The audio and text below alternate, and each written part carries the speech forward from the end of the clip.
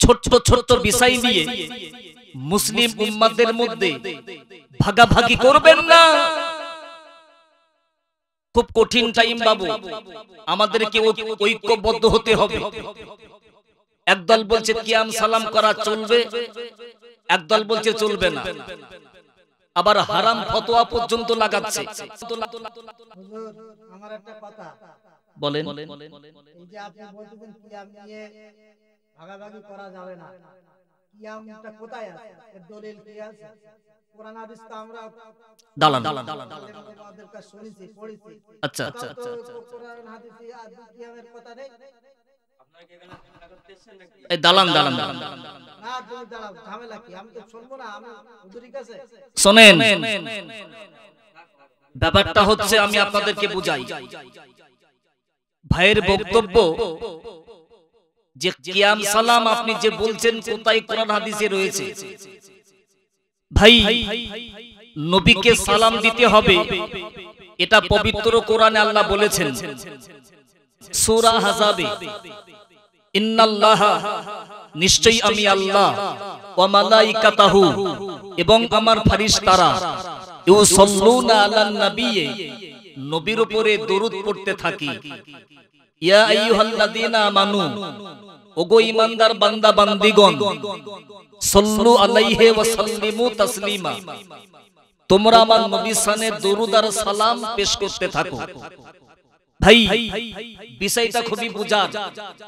আল্লাহ কিন্তু বললেন না যে ইয়া আইয়ুহান নাস, আল্লাহ এটা বললেন না ইয়া আইয়ুহাল মুসলিমিন, আল্লাহ বললেন ইয়া আইয়ুহাল্লাযীনা আমানু, ওগো ঈমানদার বান্দা বান্দীগণ, সাল্লু আলাইহি ওয়া সাল্লিমু তাসলিমা, তোমরা আমার নবীকে সালাম দেবে, নবীর শানে দরুদ প্রেরণ করবে।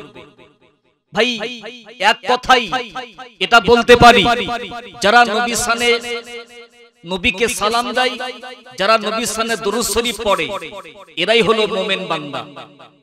কিয়াম সালাম নিয়ে একটু আগে ভাই যেটা জানতে চেয়েছেন, খুব ভালো করে বোঝেন। উনি বললেন দলিল কোথায়? আমি কোরআন থেকে দলিল দিলাম, নবীকে সালাম দিতে হবে। এখন অনেকের মনে প্রশ্ন জাগতে পারে যে এই সালামটা দাঁড়িয়ে হবে না বসে হবে না শুয়ে হবে? ভাই, খুব ভালো করে বোঝেন, সালাম নবীকে দিতে হবে, এটা পরিষ্কার। বসে দেবেন কি দাঁড়িয়ে দেবেন কি শুয়ে দেবেন? তবে একটা কথা বলি, সব সময় যে কোরআনে হাদিসে রয়েছে, আরে কোরআনে যদি তো থাকে কিয়াম করা, দাঁড়ানো যদি কোরআনে থাকে, তাহলে তো ফরজ হয়ে যাবে। আমরা তো এটাকে ফরজ বলি না, আমরা তো ওয়াজিব বলি না, আমরা সুন্নাত বলি না, মুস্তাহাসান জায়েজ বলেছেন আমাদের ফুরফুরা শরীফের দাদা পীর রহমাতুল্লাহ আলাইহি। এখন যদি আমি প্রশ্ন করি, যে সমস্ত বক্তারা আলেমরা বলে দাঁড়ানোর কথা কোরআনে নেই, দাঁড়ানো যাবে না, তাহলে আমারও প্রশ্ন জাগতে পারে, কোরআনে তো এই মাইকে ওয়াজ করার কথা বলা নেই, আছে কোরআনে এটা তো বলা নেই। যেইভাবে আপনারা মাহফিলটাকে সাজান, এগুলো সৌন্দর্য। তো যারা নবীকে সালাম আমরা দিই, নবীর শানে সালাম করাটা, ভাই বসা, নবীর শানে সালাম করাটা বসে না দাঁড়িয়ে না, নবীকে সালাম দিয়াটা আমরা দাঁড়ি, নবীকে সালাম দিয়াটা আমরা বসে না শুয়ে না, আমরা দাঁড়িয়ে দিই, এটা সৌন্দর্য আদব। ভাই, নবী সম্পর্কে এত চুলকানি কিসের আপনাদের? নবী সম্পর্কে, নবীকে বাদ দিয়ে কি আল্লাহ পাওয়া যাবে? না, নবীকে বাদ দিয়ে আল্লাহ পাওয়া যাবে না। একটু ভাববার জন্য বলছি, নামাজ তো হবে আল্লাহর। যখন মুয়াজ্জিন আযান দেয়, আযানে নবীর নাম আছে না নেই? আযানে নবীর নাম, খুতবাতে নবীর নাম। আপনি নামাজের মধ্যে, তাশাহুদের মধ্যে নবীকে সালাম দিচ্ছেন, সালাম না দিলে আপনার নামাজ হবে না। নবীকে সালাম দিতে হবে, তবে আপনার নামাজ হবে। খুব ভালো করে বোঝেন। নবীকে আল্লাহ বাদ দেন না। 5 ওয়াক্ত যে নামাজ আমরা আদা করি, 5 ওয়াক্ত নামাজের মধ্যে ফজরের টাইমে ফরজটা আগে না সুন্নাতটা আগে? আগে সুন্নাত, আগে নবীর নামাজ। জোহরে ফরজ নামাজ আগে না সুন্নাত নামাজ আগে? আগে সুন্নাত নামাজ।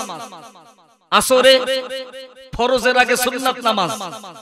মাগরিবের টাইমে, ভাই আমাদের দেশে মাগরিবের টাইম হলে, আজান হলে সাথে সাথে জামাত হয়, কিন্তু মক্কা শরীফে আজান হয় মাগরিবের নামাজের পরে, কিছুক্ষণ বিরতি দেয়।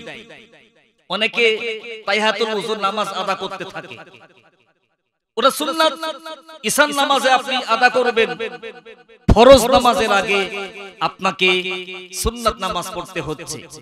এক কথাই নবীর নামাজ, নবীকে আল্লাহ সামনে রেখেছেন, নবীর মাধ্যমে আল্লাহকে আপনাকে চিনতে হবে। জি, অতএব এসব নিয়ে দ্বন্দ্ব করবেন না, ফাসাদ করবেন না।